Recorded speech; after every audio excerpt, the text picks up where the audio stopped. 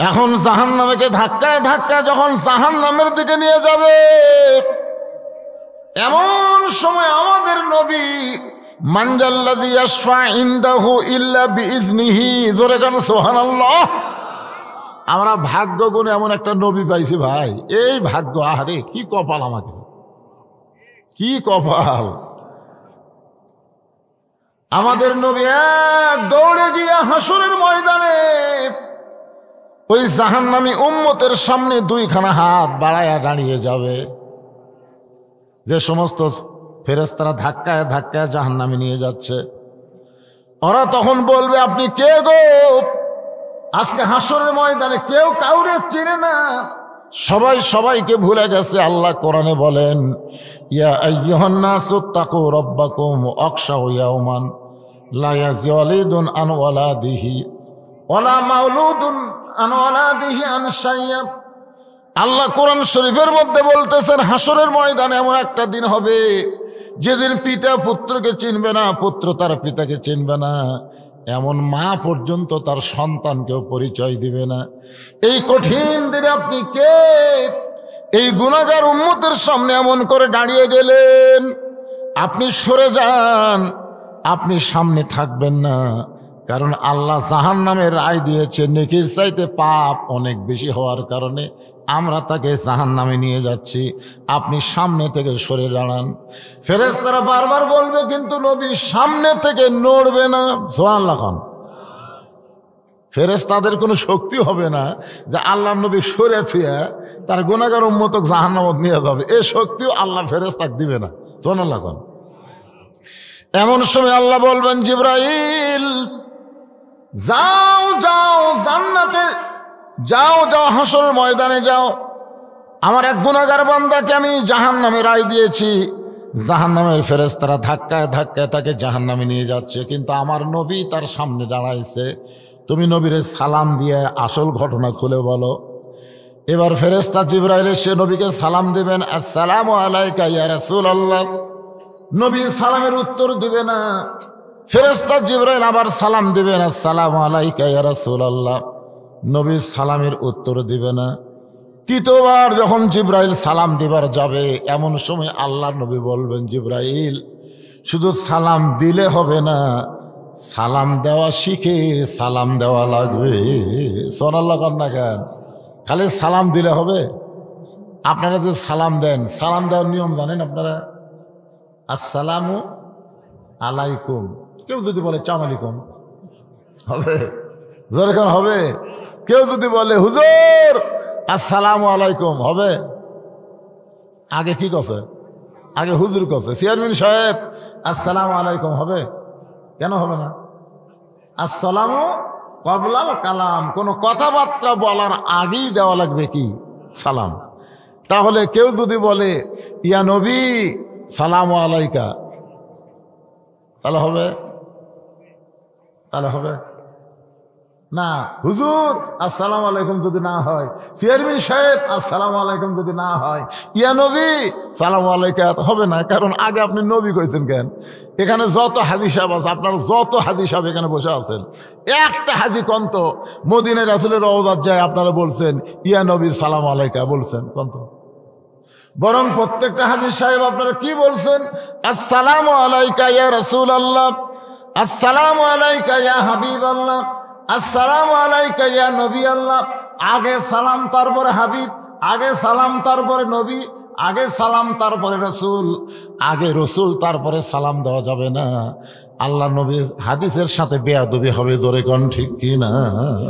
নবী কি বললেন? আসসালামু ক্বাবলাল কালাম, কথাবার্তা বলার আগে সালাম।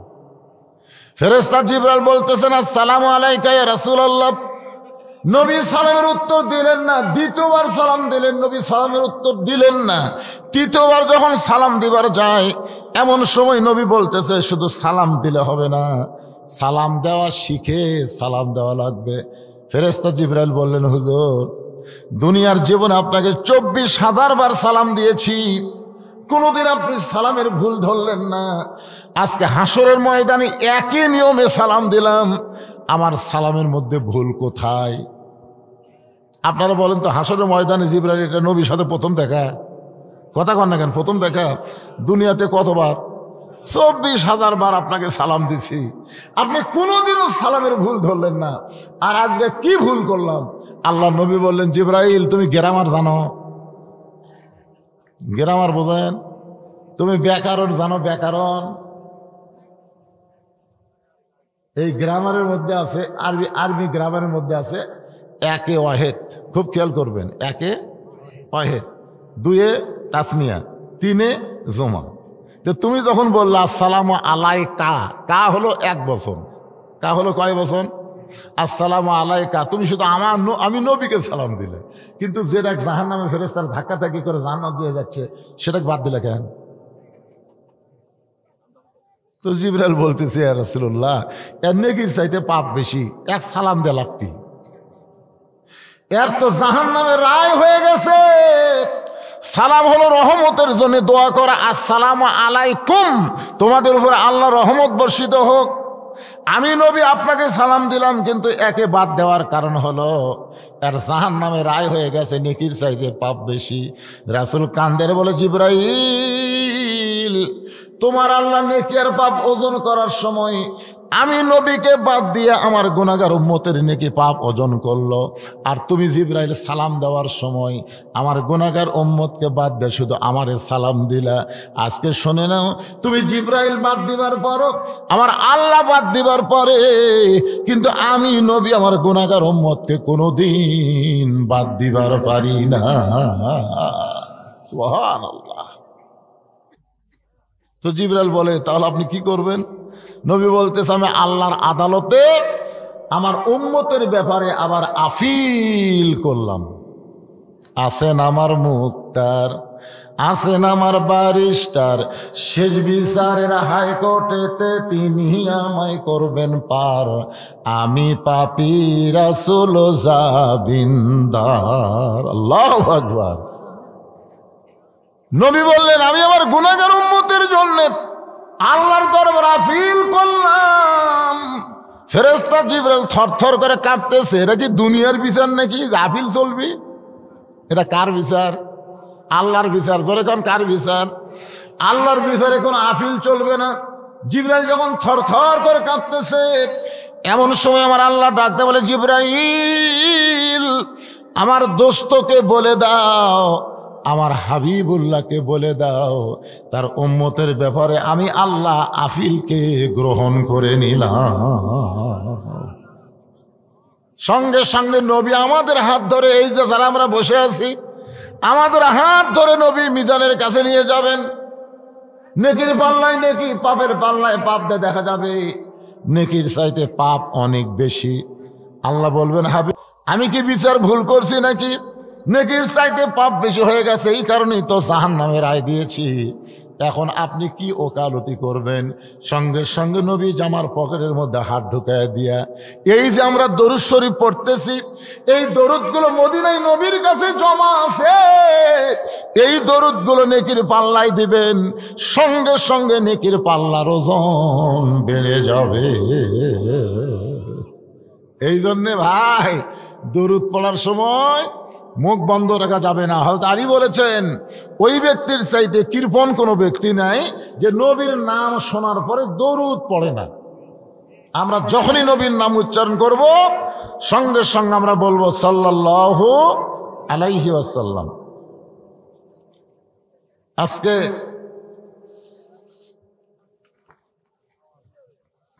কুমিরা হাফিজিয়া মাদ্রাসা প্রাঙ্গণ ইসলামী জলসায় আল্লাহ তাআলা যেনাকে সম্মানিত সভাপতির আসনে কবুল করেছেন, জনাব মোহাম্মদ আব্দুল মজিদ সাহেব, উনি আছেন?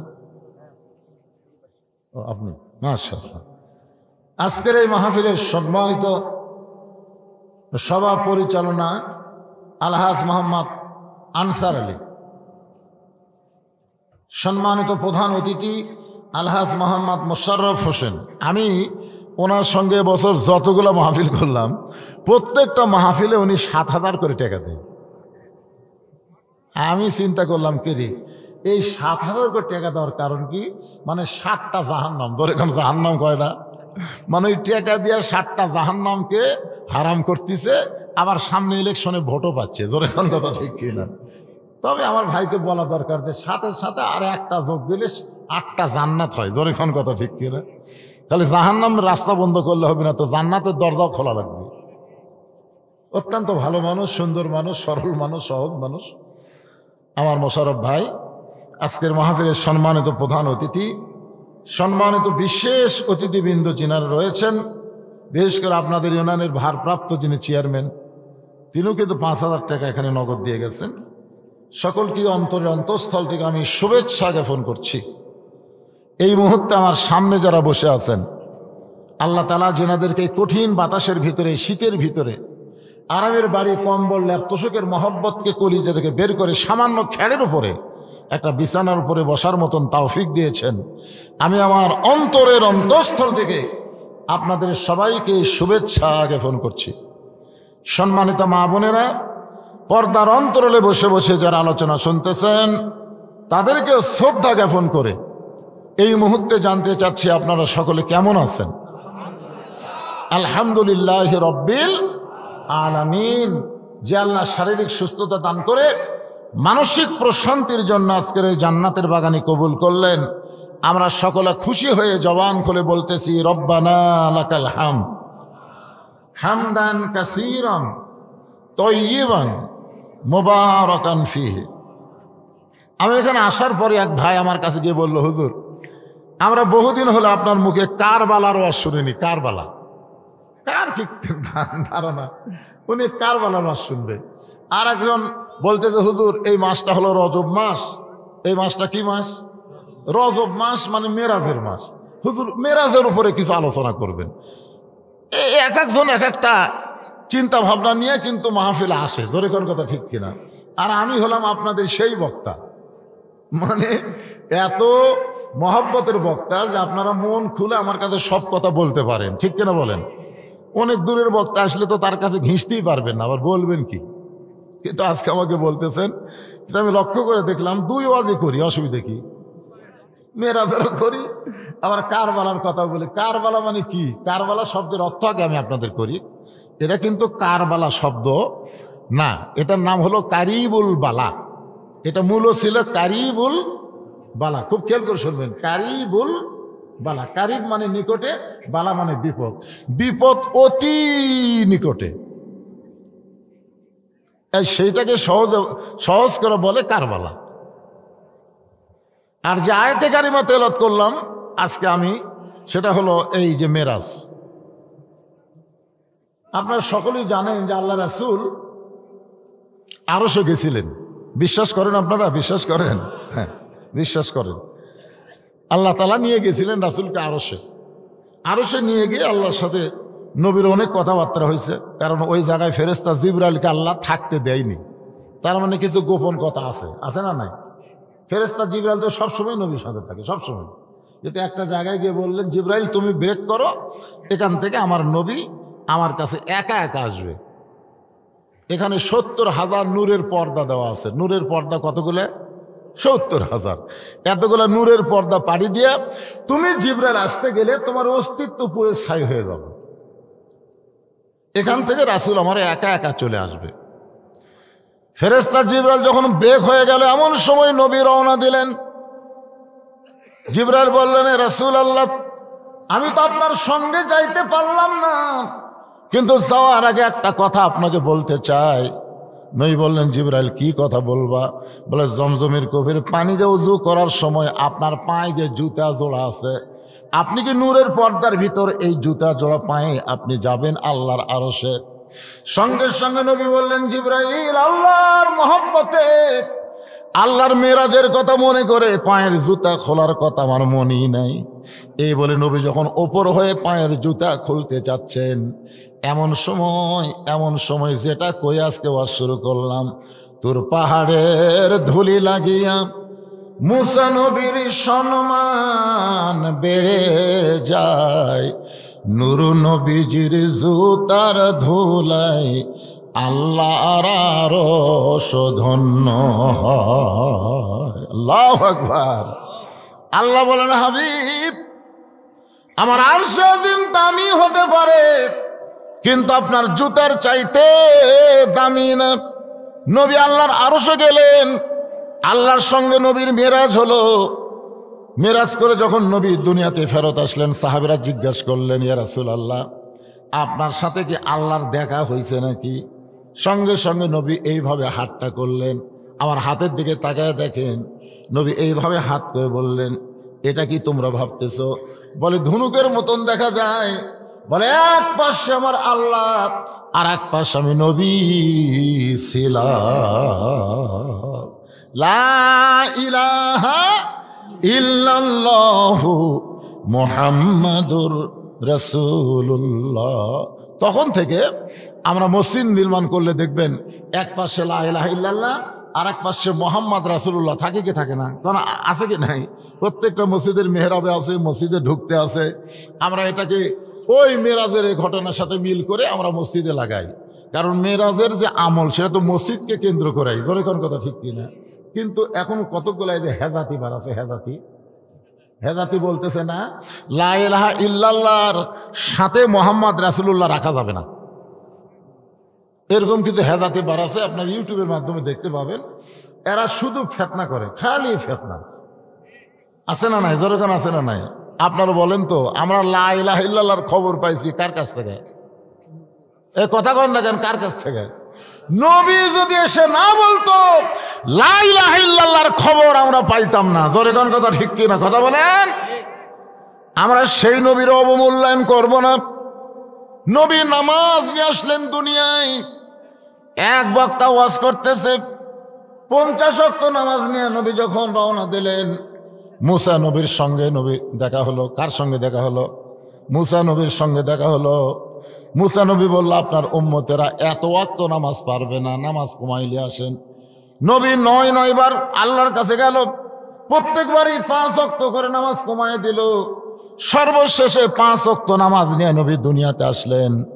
এই দুনিয়াতে আসার পরে নামাজ পাইলেন, আমরাও নামাজ পাইলাম। ভাইজান, নবী যখন দুনিয়া থেকে চিরদিনের মতন বিদায় নেবেন, নবী যখন দুনিয়া থেকে চিরদিনের মতন বিদায় নেবেন, এমন এক সময় আল্লাহ নবী বললেন, সাহাবীরা রে, আজকে আসরের নামাজের পরে আমি আমার জীবনের সবচাইতে গুরুত্বপূর্ণ আলোচনা তোমাদের শোনাতে চাই। আমি আমার জীবনের সবচাইতে গুরুত্বপূর্ণ আলোচনা তোমাদের শোনাতে চাই। নামাজটা হলো আসরের নামাজ। জোরে কোন কোন নামাজ? আপনারা বলেন তো, আল্লাহ নবীর প্রত্যেকটা কথার গুরুত্ব আছে না নাই? জোরে বলেন, আছে না নাই? কিন্তু নবী যখন বলবে আসরের নামাজের পরে সবচাইতে গুরুত্বপূর্ণ ওয়াজ শোনাতে চাই, প্রত্যেকটা সাহাবীর আগ্রহ বেড়ে গেল। আসরের নামাজ পড়ার জন্য সবাই মসজিদে আসলেন। আপনারা বলেন তো, গুরুত্বপূর্ণ ওয়াজ নবী আসরের আগে করবেন না আসরের পরে করবেন? পরে করবেন। নবী এখানে বুঝাই দিলেন, ওয়াজের যতই গুরুত্ব থাক না কেন, নামাজের চাইতে কিন্তু ওয়াজের গুরুত্ব কম। আগে হলো নামাজ, তারপরে হলো ওয়াজ। এ কথার দ্বারা কি বুঝলেন? নবী বললেন, আমি আমার জীবনের সবচাইতে গুরুত্বপূর্ণ ওয়াজ আসরের নামাজের পরে, আগে না পরে।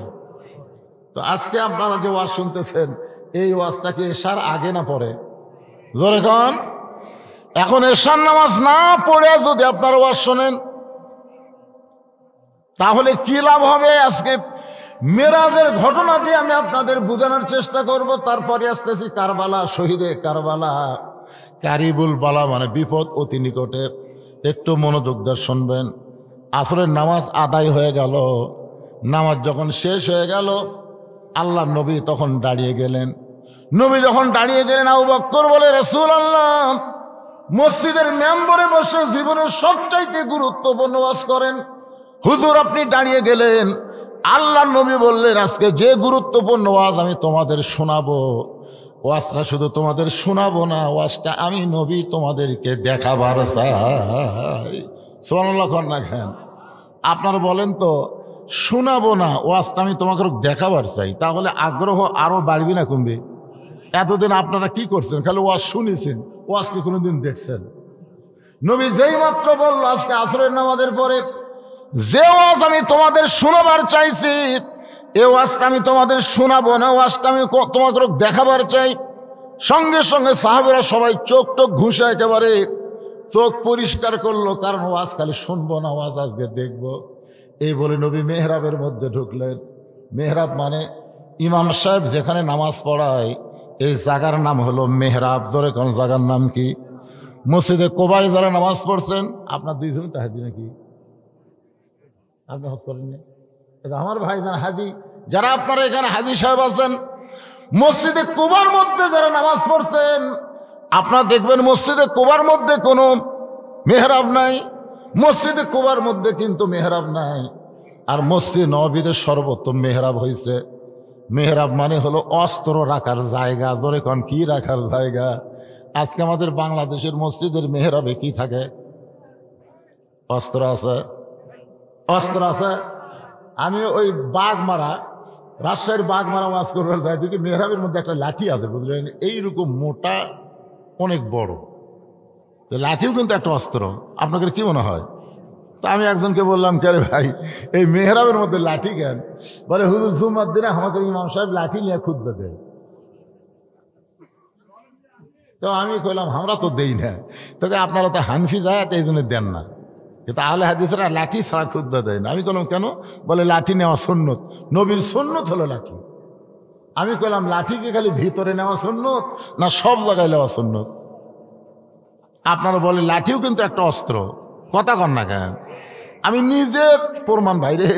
আমার ড্রাইভার যখন আমার গেটে গাড়ির থেকে আমাকে নামাই দিয়ে গাড়ি গ্যারেজে নিয়ে গেল, আমি তখন গেট খুলে যখন আমার ঘরে ঢুকতে চাচ্ছি, আমার এই গেটের কাছে একটা আমের গাছ আছে। আমের গাছের তলায় 4-5টা কুত্তা শুয়ে আছে, বুঝলেন?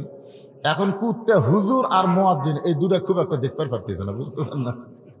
আমি যেই যাচ্ছি কালো জুব্বা, তো কালো জুব্বা দেখে 4 কুত্তা খেলে ঘাউ ঘাউ করে আমার ধরছে।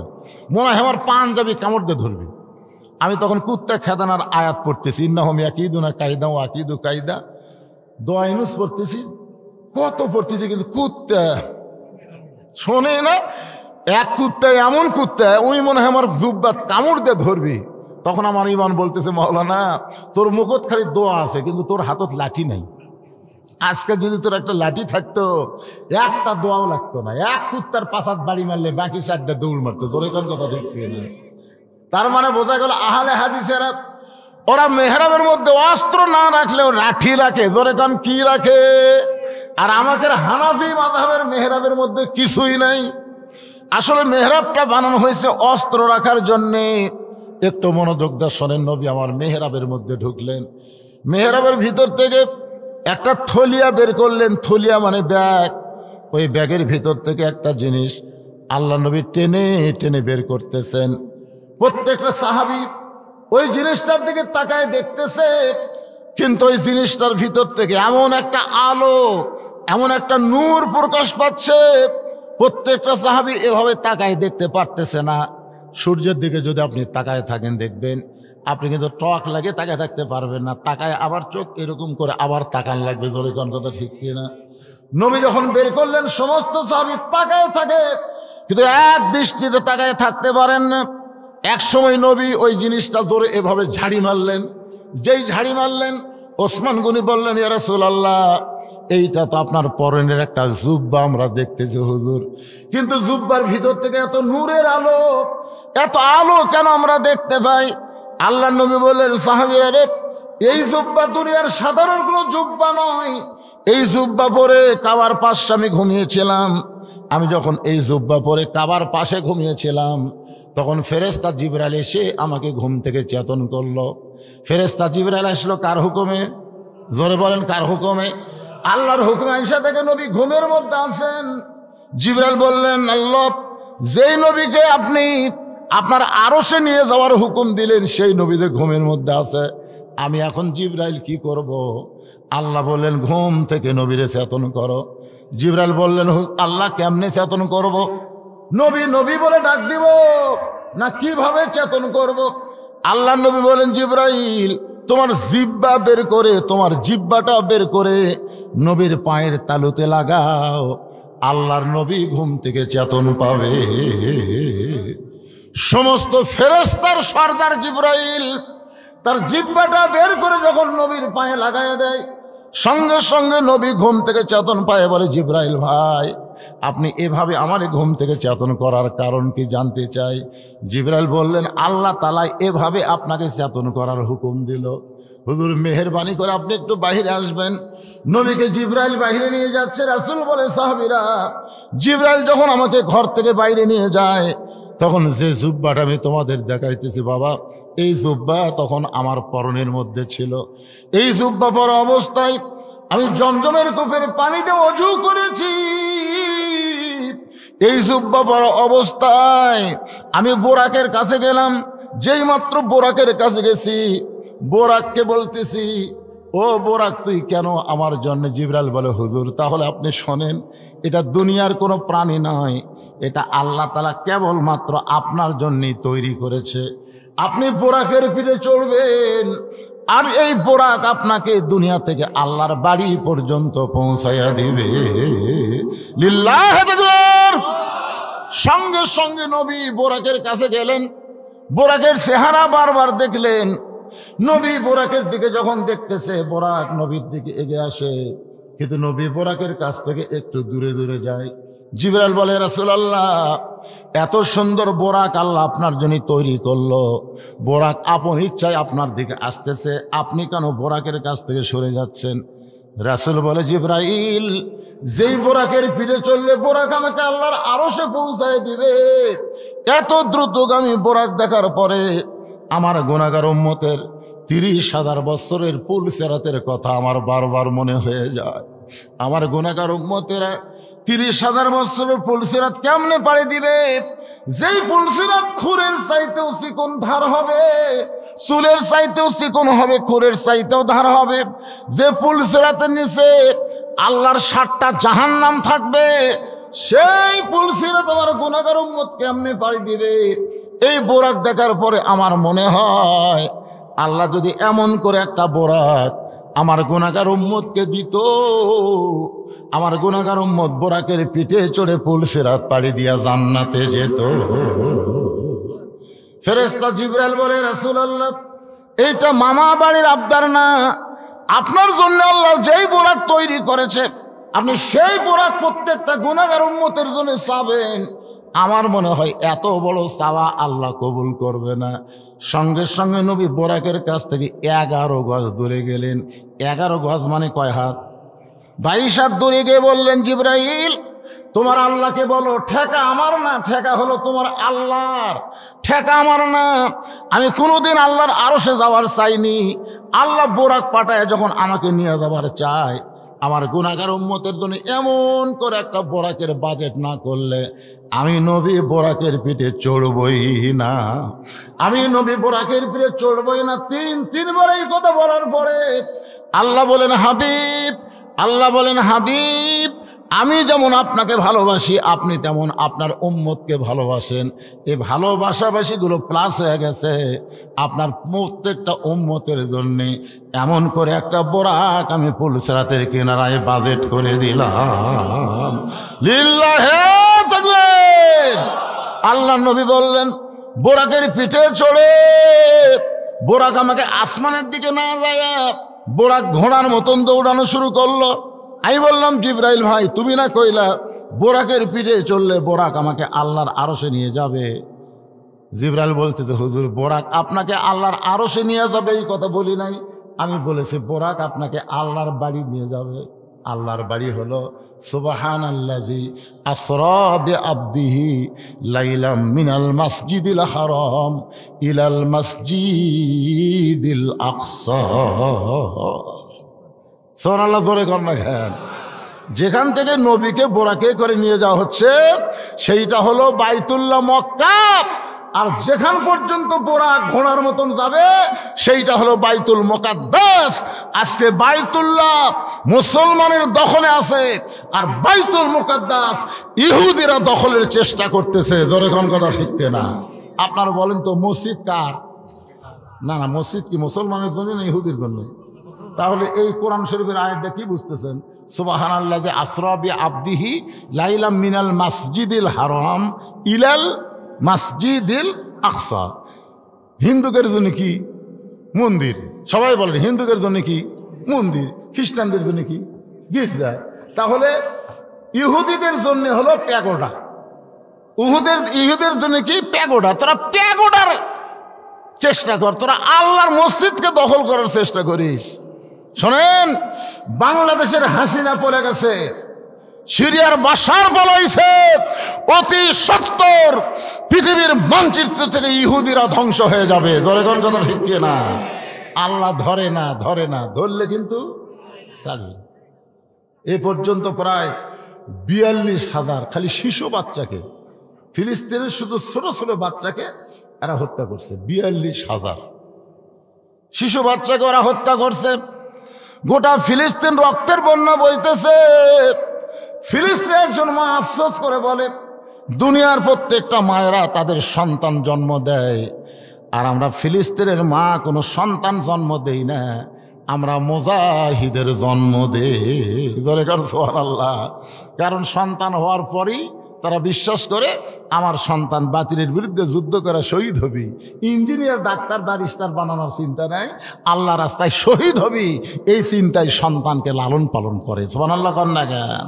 কারবালা শুনলে হবে না বাজান, তাহলে হোসেনের কারবালা শুনলে হবে না, আজকে ফিলিস্তিনেরও কারবালার কথা মুসলমানকে শোনা লাগবে। জোরে কোন কথা ঠিক কিনা?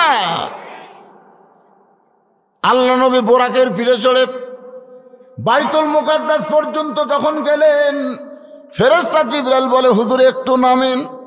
রাসূল বললেন, জিবরাইল এইটাই কি আল্লাহর আরশ নাকি? বলে না, এইটা হলো আল্লাহর বাড়ি বাইতুল মুকাদ্দাস। বলে এইখানে আবার নামার দরকার কি? বলে হুজুর এইখানে আপনাকে 2 রাকাত নামাজ পড়ান লাগবে। খুব খেয়াল করে সুবহানাল্লাহ, একজন বুঝিছে দেখে সুবহানাল্লাহ কাছে, এখানে 2 রাকাত নামাজ পড়া লাগবে না পড়ান লাগবে? বোঝা লাগবে ভাইজান। মুসা নবী কইল 50 ওয়াক্ত আপনার উম্মতেরা পারবি না, আপনি 5 ওয়াক্ত লিয়া যান নাকি? ওই জায়গাত কিন্তু মুসা নবী ইমাম হয়নি, ইমাম হয়েছে আমাদের নবী। আপনারা বলেন তো, 10 জন মৌলবীর মধ্যে যাক সামনে দেয় তার জ্ঞান বেশি না কম? তা আগে নবী ইমামতি করে তারপরে আল্লাহর আরশ গেছে। আর আল্লাহ নবী 50 ওয়াক্ত নামাজ দিল, নবী আমাদের কথা কিছুই মনে করলো না, মুসা নবী আমাদের কথা মনে করে করলো নামাজ কমান। চিন্তা করে দেখেন, যেই নবী বোরাকের পিঠে চললো না আমাকে না ছাড়া, ধরে কোন কথা ঠিক কিনা? আর সেই নবী 50 ওয়াক্ত নামাজ দিল, নবী একটাবারও চিন্তা করলো না যে আমার উম্মতেরা 50 ওয়াক্ত নামাজ কেমনে পড়বি, এই চিন্তা ধরলো মুসা নবী। কি বলতেছেন? আল্লাহর বান্দার একটু মনোযোগ দিয়ে শুনবেন। আল্লাহর নবীকে জিবরাইল বললেন, হুজুর এই জায়গায় আপনাকে 2 রাকাত নামাজ পড়ান লাগবে। নবী 2 রাকাত নামাজ পড়াইলেন। নবী যে 2 রাকাত নামাজ পড়াইছে, এই 2 রাকাত নামাজ হলো উম্মতে মুহাম্মাদের জন্য জুমার 2 রাকাত নামাজ। যখন আপনারা 7 দিন পর ইজা নুদিয়া লিস-সালাতি মিন ইয়াউমিল জুমআ ফাসাউ ইলা যিকরিল্লাহ, জুমাতে গিয়ে জামাতের সঙ্গে আদায় করবেন। ওই বাইতুল মুকাদ্দাসের মধ্যে নবী রাসূল নামাজ পড়ে যে সওয়াব পাইছে, আল্লাহ সেই সওয়াব আপনাদের আমল নামায় দিয়ে দিবে। কিন্তু শর্ত হলো আযান দেওয়ার সাথে সাথে যাবেন না আকামত দেওয়ার সময় যাবেন? কোনটা? না আগে যাওয়া চলবে না, আগে যাওয়া চলবে না। এখানে আল্লাহ বলতেছে, ইজা নুদিয়া লিস-সালাতি মিন ইয়াউমিল জুমআ ফাসআউ, মানে আজান শোনার সাথে সাথে তোমাকে রওনা দেওয়া লাগবে। সেটা ঢিলে লাইট তেল দেওয়া, ধীরে ধীরে না, ধীরে ধীরে না, একেবারে সিনার টান করে যেরকম আরবিরা হাঁটে ওই রকম হাঁটা মসজিদের মধ্যে ঢোকা লাগবে। আজান দেওয়ার প্রথম 3 মিনিটের মধ্যে যারা ঢুকবে, আল্লাহ রাস্তায় একটা উট কুরবানির সওয়াব পাবে। সুবহানাল্লাহ কন না কেন? কিনা লাগতেছে না তো? আমরা হজ করবার প্রথমে 11 সালে গেলাম, আমার 7 বন্ধু মিলে একটা উট কিনবার গেলাম। একলা দিবেন? 7 জন মিলে একটা উট কিনবার গেলাম কাকিয়ান বাজারে। উটের দাম হলো 4200 দিরহাম, 4200 রিয়াল, একেবারে লটপটা, মানে একেবারে হাড় হাড্ডি সব দেখা যাচ্ছে, তারই দামে হলো 4200। আমার বন্ধু করে বললাম, কারে ভাই কি? ভাই 500 টাকা দেয় খাসি পাতে, 6 সপ্তাহ 42, 600 টাকার মাথা পিছু পড়তেছে। 100 টাকা দেবো না ভাই, তো খাসি কেন? 7 জন মিলে 7টা হাজি, একটা উট আমরা তাও দিবার পারল না। আর খালি জুম্মার নামাজের আজান শোনার প্রথম 3 মিনিটের মধ্যে ঢুকলে একটা কবুল উট কুরবানির সওয়াব আল্লাহ আপনাকে দিবে। কবুল। আমরা যে উট কুরবানি দিব বা দুম্বা কুরবানি দিব বা খাসি কুরবানি দিব, এটা কি কবুলের গ্যারান্টি আছে? কথা কন না কেন? এটা সৌদি আরবের দিলে তাও কবুল হবে কিনা, কিন্তু বাংলাদেশের তো হবেই না। বাংলাদেশের যারা ভাগিয়া কুরবানি দিচ্ছে এদেরকে একজনও কুরবানি হবে না। কারণ কুরবানি দিবার গেলে মন এবং ইমান দুইটা এক হওয়া লাগবে। এই ফতুয়া আজকে দিব না, যেটা বলতেছে একটু মনোযোগ দিয়ে শোনেন। 2 রাকাত নামাজের ইমামতি করার পরে আল্লাহ নবী বললেন, ভাই জিব্রাইল, আমি যে 2 রাকাত নামাজ পড়ালাম, আমার পিছনে যারা নামাজ পড়লো তাদের পরিচয় কি? জিব্রাইল বললেন, এই মুহূর্তে আপনার ডিগ্রি হলো ইমামুল আম্বিয়া ইমামুল মুরসালিন। এই মুহূর্তে আপনার ডিগ্রি হলো ইমামুল আম্বিয়া ইমামুল মুরসালিন। সমস্ত নবী রাসূল আপনার পিছনে নামাজ আদায় করেছে। আল্লাহ নবী বললেন, জিবরাইল, আমি যদি সমস্ত নবী রাসূলকে একটাবার দেখতে চাই, আল্লাহকে আমাকে দেখার তৌফিক দিবেন? জিবরাইল বলে, হুজুর, আপনি যা চাবেন আল্লাহ তাই কবুল করবে। জোরে কোন সুবহানাল্লাহ। আপনি যা চাবেন। মুসা নবী আল্লাহকে দেখবার চাইছিল, রব্বি আরিনি, আল্লাহ আপনাকে দেখবার চাই। আল্লাহ বলেছে, লান তারানি, সম্ভব না। মুসা নবী আল্লাহকে দেখবার চাইছিল, আল্লাহ বলেছে সম্ভব না। আর স্বয়ং আল্লাহ আপনাকে দেখবার চায়। জোরে কোন না সুবহানাল্লাহ। কি মনে করতেছেন? আপনি যা চাবেন। সঙ্গে সঙ্গে সোনার একটা মেম্বার এনে দেওয়া হলো। সোনার মেম্বরে নবী দাঁড়ালেন। সমস্ত নবী রাসূলকে বললেন, আমার দিকে তাকান, আমি আপনাদের দিকে তাকাই। সব নবী রাসূল 1,24,000 কোন আর 2,24,000 কোন, সমস্ত নবী রাসূল আল্লাহ নবীর চেহারার দিকে তাকায় আছে। কেউ নজর ফিরাবার পারতেছে না। এই সমস্ত নবীদের মধ্যে ইউসুফ নবী আছে। ধরে কোন কি নবী? হায় হায়, অনেকে গল্প করে ইউসুফের চেহারা দেখবার যায়, মেয়েরা লেবু না কাটা হাতের আঙ্গুল কাটছে। ইউসুফ কান্দার বলে, এমন সুন্দর চেহারা রে, যেই চেহারা আমি ইউসুফ দেখতে গিয়া আমার অস্তিত্ব পর্যন্ত ভুলে গিয়েছি। জোরে কান সুবহানাল্লাহ। নবী সমস্ত নবীর দিকে তাকায় দেখে একটা নবীর চেহারা একটু মলিন। সব নবীর চেহারা দেখালি নূর বের হচ্ছে, একটা নবীর চেহারা মলিন। নবী জিবরাইলকে বলে, ভাই জিবরাইল, আচ্ছা সব নবীর চেহারা খালি আলো বের হচ্ছে, ওই একটা, ওটা কোন নবী? ওর চেহারা এমন মলিন কেন? ফেরেশতা জিবরাইল বলে, তাহলে আপনি নবীকে ডাক দেন। আমাদের নবী ওই নবীকে ডাক দিয়ে বললেন, আপনি একটু কাছে আসেন। নবী যখন কাছে আসলো, জিজ্ঞাসা করলেন, মা ইসমুক, আপনার নাম কি? বলে, আমার নাম হলো ঈসা রুহুল আল্লাহ। নবী কয়, আপনি তো আমার আগেকার নবী। মানে আমাদের নবী দুনিয়াতে আসার 500 বছর আগে কিন্তু ঈসা আলাইহিস সালাম, সুবহানাল্লাহ বলেন। তাহলে আপনি তো আমার আগের নবী। সমস্ত নবীদের চেহারা দিয়ে আলো বের হয়, আর আপনার চেহারা দিয়ে আলো বের হচ্ছে না, কারণ কি? ঈসা আলাইহিস সালাম বললেন, ওগো আল্লাহর নবী, যত নবীকে আপনি দেখতেছেন সমস্ত নবীরা জান্নাত থেকে আপনার পিছনে নামাজ পড়তে আইছে। তারা সকলে জান্নাতে ছিল, সে জান্নাত থেকে আপনার পিছনে তারা নামাজ পড়তেছে। আল্লাহর নবী বলে, তাহলে আপনি কোত্থেকে আসলেন? ঈসা নবী বলতেছে, আমার তো মৃত্যুই হয়নি। আমার মৃত্যু না হলে আমি জান্নাতে কেমনে যাব? আমি এখনো 4র্থ আসমানে জীবিত অবস্থায় আছি, কারণ না মরলে কোনোদিন কেউ জান্নাতে যাবার পারে না। এখন জান্নাতে যাইতে গেলে আমাদের সবার কিন্তু মরণ চাওয়াই লাগবে। ধরে কোন ঠিক কিনা? ভাইজান, জান্নাতে যাবেন না? কতক্ষণ যাবেন না? কারা কারা জান্নাতে যাবার চান? আল্লাহকে একটু হাত দেখান তো দেখি। লিল্লাহে তাকবীর। হাত নামান। জান্নাতে যদি যাবার চাই তাহলে মরার দরকার আছে না নাই? আল্লাহ বলেছেন, মরো ওয়ালা তামুতুন্না ইল্লা ওয়া আনতুম মুসলিমুন। মুসলমান না হয়ে তোমরা মৃত্যুবরণ করো না। আর মুসলমান হয়ে যদি মরতে চাই, এই মেরাজের যে নামাজের কথা আপনাদের সামনে আসতেছে, এই নামাজ ছাড়া মুসলমান হয়ে মরার কোনো গ্যারান্টি আছে? লা সলাতা লা ঈমানা লা সলাতা লা দীনা বাইনাল আবদি ওয়াল কুফরি তরকুস সালাত। একটু মনোযোগ দিয়ে শোনেন। নবী বলতেছেন, সাহাবীরা রে, আমি যেই জুব্বা তোমাদের দেখাইতেছি এই জুব্বা পরা অবস্থায় বাইতুল মুকাদ্দাসের ভিতরে আমি সমস্ত নবী রাসূলের ইমামতি করেছি। আপনারা বলেন তো জুব্বার উপরে সাহাবীদের আকর্ষণ বাড়তেছে না কমতেছে? এই জুব্বা পরা অবস্থায় আমি 7 আসমান পাড়ি দিয়ে আল্লাহর আরশে গেলাম। এই জুব্বা পরে আমি জান্নাতের মধ্যে ঢুকছি, এই জুব্বা পরে আমি জাহান্নামের মধ্যে ঢুকছি। সুবহানাল্লাহ। আপনারা বলেন তো নবী যখন জাহান্নামের মধ্যে ঢুকলো তখন জাহান্নামের খবর কি? নবী যখন জান্নাতের মধ্যে ঢুকলো তখন জান্নাতের খবর কি? নবী যখন জাহান্নামের মধ্যে ঢুকলো তখন মনে আগুন জ্বলতেছে নাকি? হ্যাঁ, সবাই কষ্ট পাচ্ছে, দেখাচ্ছে নবীকে।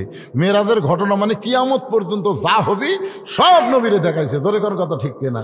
সুদ খালে কি হবি, ঘুষ খালে কি হবি, পরের জমির আল ঠেললে কি হবি, বেপর্দা নারী কেড়ে কি হবি, যে মেয়েরা আর কথা ওর কাছে, ওর কথা ওর কাছে, এই সমস্ত মেয়া কেড়ে কি হবি, সব কথা আছে না নাই? কথা কোন আছে না নাই? এক মেরাজের ওয়াজ করলে 1 মাস লাগবে। কিন্তু আমি সব কথা বলতে পারবো না, গুরুত্বপূর্ণ কথা একটু মনোযোগ দিয়ে শোনেন।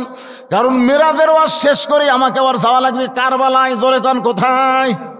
শুনবেন না? কারবালাটা শুনবেন না? একটু মনোযোগ দিয়ে শোনেন। আল্লাহর নবী 7 আসমান পাড়ি দিয়ে আল্লাহর আরশে গেলেন, জান্নাতে গেলেন, জাহান্নামে গেলেন। আল্লাহ রাসূল বলেন, সাহাবীরা রে, যেই জুব্বা তোমাদের দেখাইতেছে এই জুব্বা পরা অবস্থায় আল্লাহর সঙ্গে আমার মিলন হয়েছে। আল্লাহ নবী 2 জনা প্রেম করেছেন গোপনা, মাঝখানে তো জিব্রাইলের জায়গা ছিল না। জায়গা যদি থাকিত বাহিরে রাখিত না, জায়গা যদি থাকিত দরজার বাহিরে আল্লাহ ব্রেক করাতো না। সবাই বলেন, আল্লাহ নবী 2 জনা প্রেম করেছেন গোপনা, মাঝখানে তো অন্য কারো জায়গা ছিল না। আল্লাহ বলে, হাবিব হাবিব আপনি বলতে পারেন কেন আপনাকে আমার আরশে নিয়ে আসলাম? নবী বলে, আল্লাহ এইটা আপনার দয়া, আপনার দয়াতে আপনি আমাকে আরশে নিয়ে আইছেন।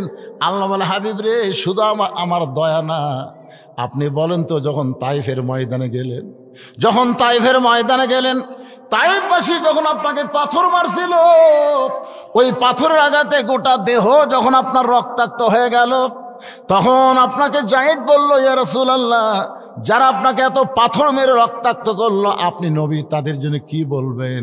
আল্লাহ কিন্তু দোয়া কবুল করার জন্য রেডি হয়ে গেছে। আপনি যদি চান তাইফবাসী ধ্বংস হয়ে যাবে, নবী চোখের পানি বের করে বলেন, যায়েদ রে, আমি ধ্বংসের নবী না, আমি তাইফবাসীর জন্য হেদায়েতের দোয়া করতে চাই। ওয়ামা আরসালনাকা ইল্লা রাহমাতাল লিল আলামিন, আমি আল্লাহ হচ্ছি রব্বিল আলামিন, আপনি হলেন রাহমাতুল লিল আলামিন। ওগো নবী, আপনি যখন তায়েফ থেকে মক্কা ফিরে আসলেন, রাস্তার মধ্যে আপনি কি মনে করেছিলেন বলেন? আপনি যা মনে করেছিলেন আমি আল্লাহ সব আরশ থেকে শুনেছি। আপনি রাস্তার মধ্যে মনে করেছিলেন মক্কায় আমার চাচা আবু তালেব জীবিত নাই, মক্কায় আমার দরদের বিবি খাদিজা জীবিত নাই। এই রক্ত আমাকে শরীর দেখে কে আমাকে আদর করবে, কে দয়া করবে? আমার দয়া করার আর কেউ নাই। আমি আল্লাহ বললাম, রে ফেরেশতা, তোমরা সাক্ষী থাকো, আমি আল্লাহ নবীকে আমার আরশে নিয়ে আইসি, আমার নিজের কুদরতে হাত দিয়া আমি আমার দোস্তকে দয়া করতে চাই। রাসূল বললেন, এই জুব্বার উপরে আল্লাহর কুদরতে হাতের পরশ আছে। এই জুব্বা পরা অবস্থায় বাইতুল মামুরের মধ্যে সমস্ত ফেরেশতাদের আমি ইমামতি করেছি। লাইলাতুল মিরাজ পাড়ি দিয়ে আসার পরে এই যে জুব্বা আমি তোমাদের দেখাইতেছি বাজান, এই জুব্বা আমি আর কোনোদিন পরি নাই। এই জুব্বাটা এই থলিয়ার মধ্যে যত্ন করে রাইখা দিয়েছি, এই জুব্বাটা যত্ন করে রাইখা দিয়েছি, কারণ আমি নবী চলে যাব, আর বেশি দিন আমি দুনিয়াতে থাকবো না, আমি চলে যাব, কিন্তু এত দামি জুব্বা নিয়ে আমি চলে যাব না। আমি এই জুব্বাটা তোমাদের মাঝখানে কাউরে না কাউরে আমি দিয়ে যাব। এই গুরুত্বপূর্ণ কথা বলার জন্যে আসরের নামাজের পরে তোমাদেরকে মসজিদ নববীতে বসতে বলেছি। সমস্ত সাহাবারা মাথা নিচু করে চিন্তা করতেছে, এত দামি জুব্বা নবী কাকে দিবেন, নবী কাকে দিবেন, সেইটাই আসতেছে। এবার চলে যাচ্ছি আমরা কারবালার প্রান্তরে। বাজান, কারবালার প্রান্তরের ঘটনা সবার জানা আছে। হোসেন রাদিয়াল্লাহকে কিন্তু হত্যা করা হয়েছে, জোরে কোন কথা ঠিক কিনা আপনারা বলেন তো? কারবালার প্রান্তরে হোসেন রাদিয়াল্লাহর দেহ কিন্তু পড়ে আছে, আর মাথাটা কিন্তু কারবালার প্রান্তরে নাই। ওই মাথাটা জিয়াদ নামে একজন পাপী, নামকা ওয়াস্তে মুসলমান। আসলে আপনারা বলেন তো, ইয়াজিদের পক্ষ নিয়ে যারা হোসেন রাদিয়াল্লাহর বিরুদ্ধে যুদ্ধ করেছে তাদের মধ্যে ইহুদি খ্রিস্টান কেউ ছিল না, তারাও মুসলমান ছিল। আবার হোসেনের সঙ্গে যে 72 জন তারাও মুসলমান ছিল। আপনারা বলেন তো, দুই দল মুসলমান কি সমান? আওয়ামী লীগের মুসলমান, বিএনপির মুসলমান, জামাতের মুসলমান, তাবলিগের মুসলমান, পীরদের মুসলমান, সবাই মুসলমান, কিন্তু সব মুসলমান কিন্তু সমান কথা কয় না। সব কি সমান নাকি? কারণ আমার মোশাররফ ভাই সবসময় চাবে শহীদ জিয়ার আদর্শ দিয়ে বাংলাদেশ চালাতে। মোশাররফ ভাই যে দল করে সে দলটা হলো একটা মানুষের দল। মানুষের দল যখন করবে তখন মানুষের আদর্শ দিয়ে দেশ চালাবে। আবার আওয়ামী লীগ যারা করে তারা শেখ মুজিবের আদর্শ দিয়ে দেশ চালাবে, জোরে কোন কথা ঠিক কিনা? কিন্তু যারা কোরআনের দল করে তারা কোনো মানুষের আদর্শ দিয়ে দেশ চালাবে না। তারা লাকাদ কানা লাকুম ফি রাসূলিল্লাহি উসওয়াতুন হাসানা, আমার আল্লাহর কোরআন নবীর আদর্শ দিয়ে তারা দেশ চালাবে, জোরে কোন কথা ঠিক কিনা? এখন আপনারা বলেন, মানুষের আইন দিয়ে দেশ চালান আর আল্লাহর আইন দিয়ে দেশ চালায়, এরা সবাই কি সমান মুসলমান? এখন ইয়াজিদের মুসলমান আর হোসাইনের মুসলমান। কারবালার ওয়াজ শুনবার গেলে এই দুই মুসলমান সম্পর্কে আগে জানা লাগবে। হ্যাঁ, বোঝেন না? এখন এটা বলবার গেলি তো হুজুর রাজনীতিতে গেল রে। হুজুর না রাজনীতিতে গেল। রাজনীতি কি? হোসেন রাদিয়াল্লাহ কি? হ্যাঁ, নানার ইসলাম দুনিয়াতে প্রতিষ্ঠা করতে গেলে দরকার হলে জীবন দেব, কিন্তু ইয়াজিদ বাতিলের সঙ্গে আপোষ করবো না। কথা বল না কেন? সব তো ইয়াজিদের মুসলমান, সব মুসলমান, কিন্তু বাতিল কেমনে হলো?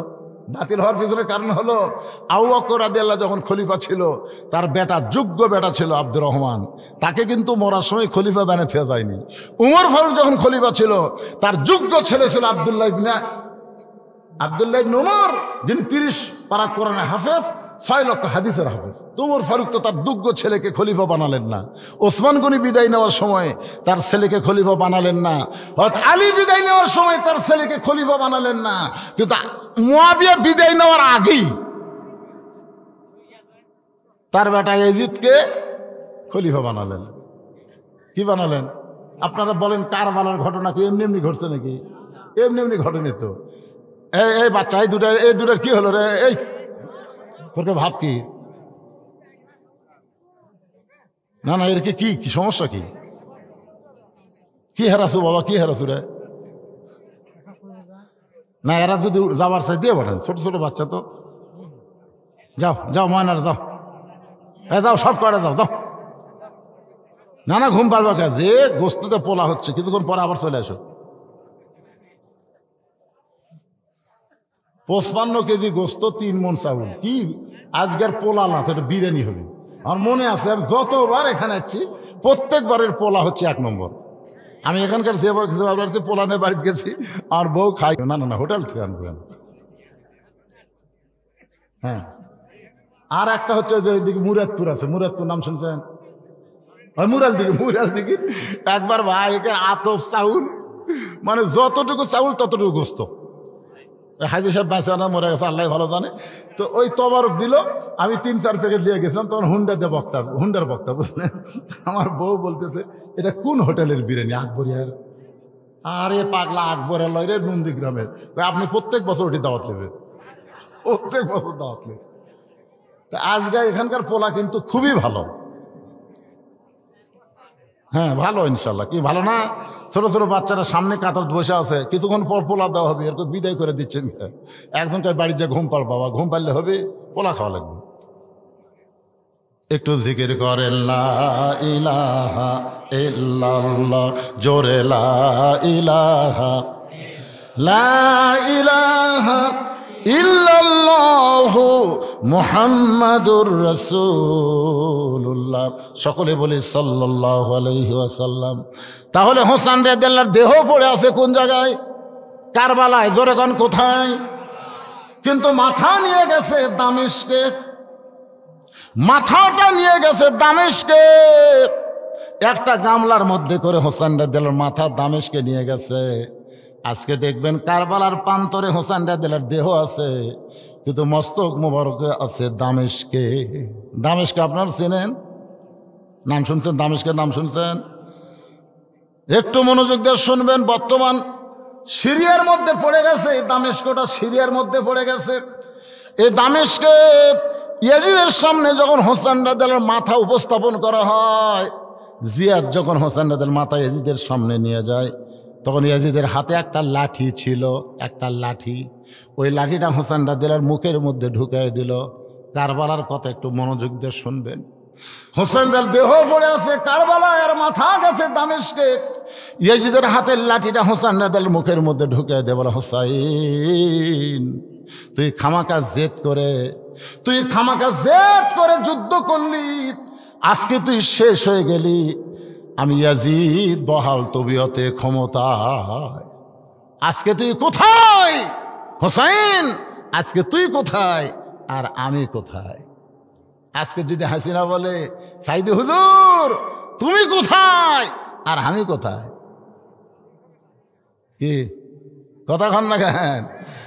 আজকে দেখেন সাইদি কে জেলের মধ্যে রাখছিল হাসিনা ক্ষমতার চেয়ার থেকে। মনে করছিল এই ক্ষমতার চেয়ার আমার সারা জীবনই থাকবে। সাইদি হুজুরের কবরে দৈনিক যত মানুষ যায় জিয়ারত করার, সুবহানাল্লাহ কন না কেন? বাংলাদেশের এমন কোনো বক্তা নাই যে আল্লামা সাইদি হুজুরের কবর জিয়ারত করেনি। দৈনিক এত মানুষ যায় যে গোটা কবর একেবারে আপনার গ্রিল দিয়ে এসএস পাইপ দিয়ে ঘিরে রাখছে, কেউ যেন কোনো ওখানে পূজা করবার না পারে। এত মানুষ ওখানে যায়। আর হাসিনার বাপ বাংলাদেশ ঠুঙ্গি পাড়ার তো একটা কুত্তেও যাচ্ছে না।